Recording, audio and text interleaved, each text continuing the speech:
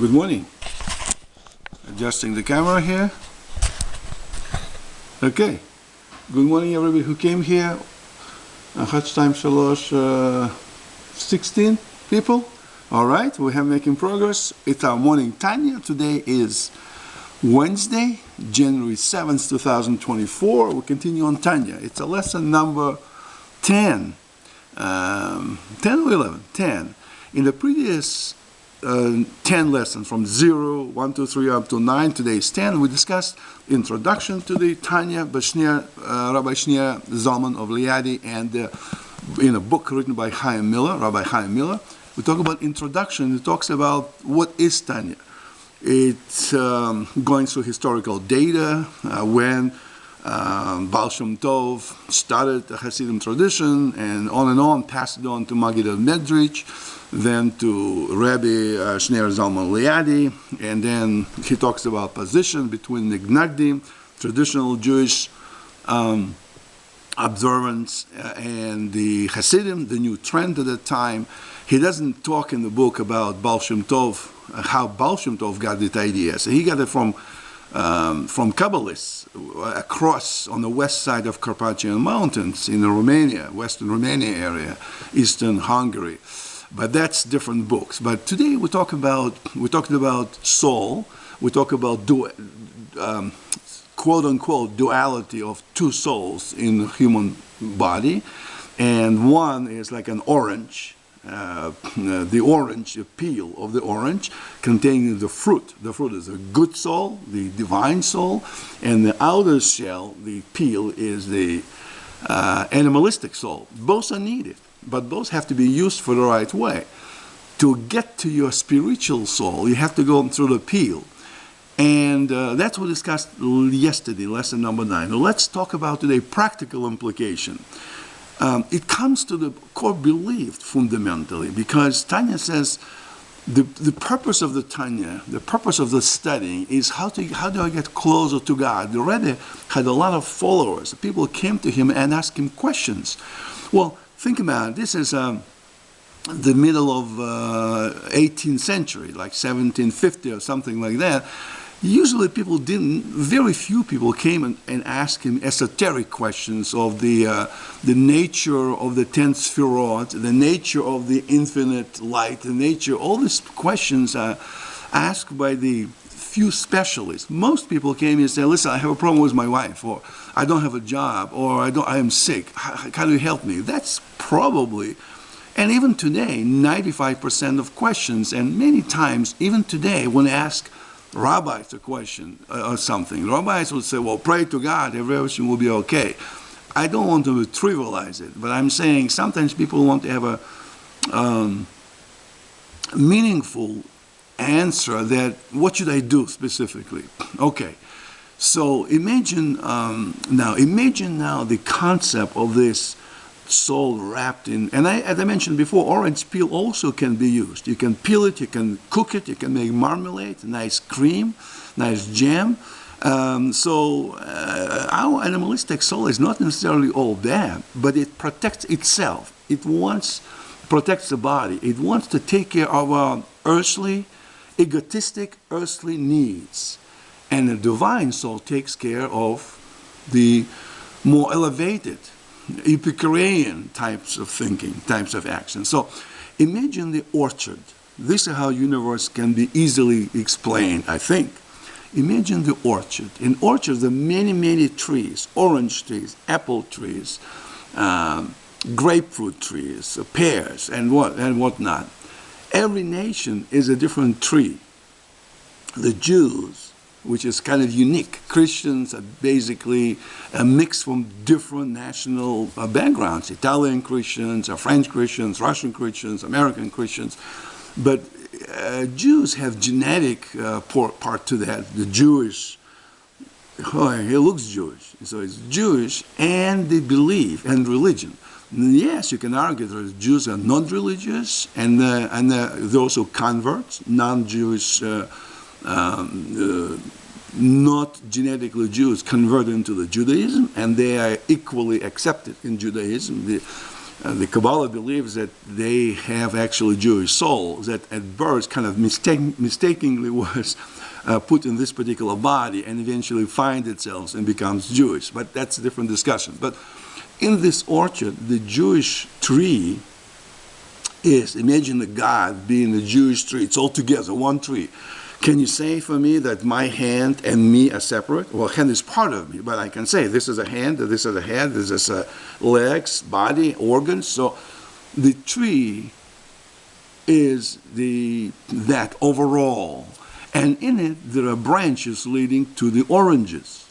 And I am an orange, and you an orange, and he's an orange, and you an orange, and you an orange. And we all have this mission to get to that inner essence of us. So if one orange is peeled and a core of it is touched, that energy penetrates because that orange attached to the branch. So if you touch the orange, especially if you get inside and get to the fruit tree, that micro energy, very subtle and yet existent, goes through the orange, through the branches, and the other oranges feel it.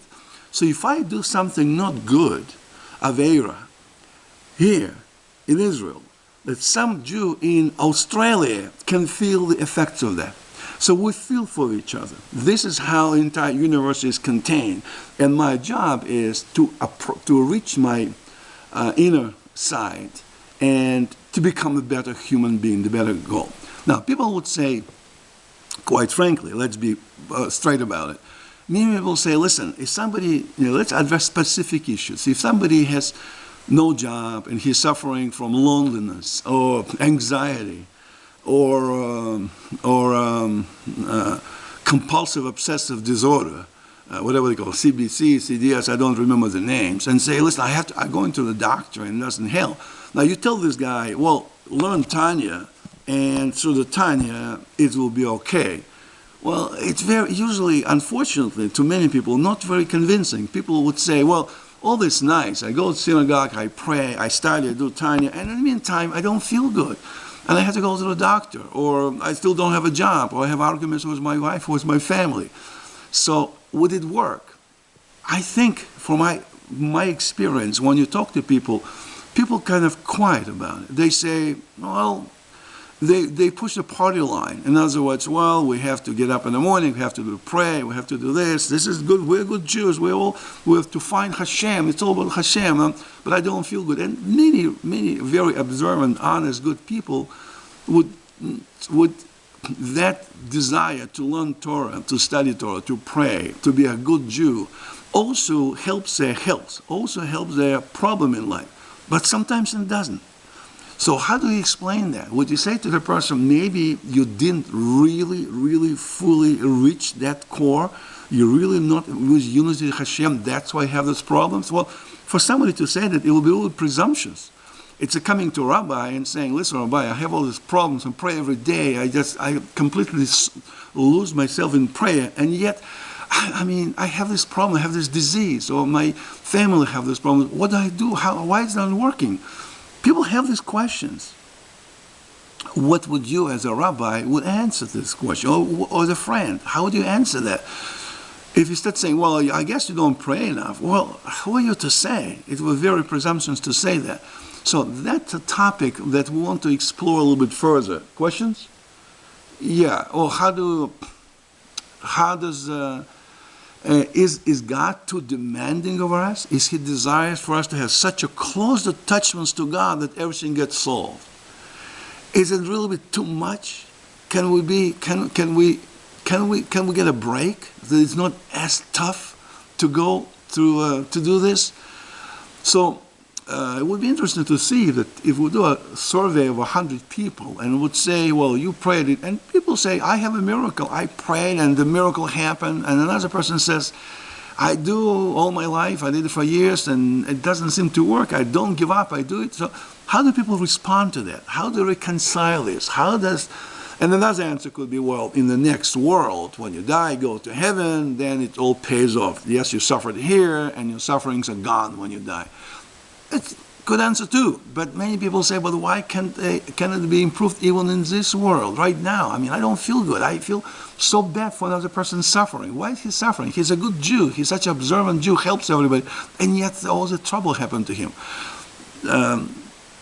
We touched on it in earlier lesson. Why do good people suffer? And there are many theories behind it, that maybe he is reincarnated from another life where he didn't do good, and now he's paying for those sins. There's many theories, but it would be nice to put them together and kind of practically extend the Tanya to day-to-day things, maybe on a scale 1 to 10 at a 10, really, but at a 9 or 8. So give me a little break. God, please, use your kindness to me. Not only chesed, not only justice, not only like fair judgment. Give me a break, even though I'm not worthy and not deserving it. So how do I get that spiritual unity with physical unity in practical world? So how many people relate to that? How many people say, "No, I don't know if that's really applicable to Tanya. That's not Tanya teaches you. I don't have any problems. I'm fine. I just love God and do it." Another person will say, "I give up on God." I mean, unfortunately, people say that. Nothing helps. I pray and I give up. But God doesn't love me. Chatz v'chalila. God forbid. Doesn't like me. Doesn't love me. I don't know. So what happens? What is the connection between physical and spiritual reality in terms of worldly needs that people have right now, that the peasant in the 1750s have? When he came to Shneur Zalman and asked him, "Listen, Rebbe, all my chickens just died, and I don't have a farm, and the Cossacks came and devastated my land. What do you recommend I do?" How would Baal Shem Tov or Shneur Zalman explain to this person what to do? What was the dialogue? What was the example of the discussion that happened between these two people? Well, let's explore it tomorrow morning as well. Now, we mentioned that it's now a little bit after 6 o'clock, time to Shakrit, and that's also an interesting concept, because when do you pray? Well, according to the Hasidus, you're supposed to do the Tanya study, Hasidus, self-analysis, contemplation, before you pray. So you do it maybe till 8 o'clock, till 9 o'clock, and then you go do the Shakrit. Well, in the Talmud, there was another view that there was a very ultra-observant people that not everybody took that following, but they will try to split second. They will want to know when the dawn becomes a daylight. It might be like 5:60, 5:59 in the morning, or even 4:59 in the morning. I don't know, just when the sun begins to rise. That's the time to say Shema. I'm going to the Amidah. So praying first, and then do everything else.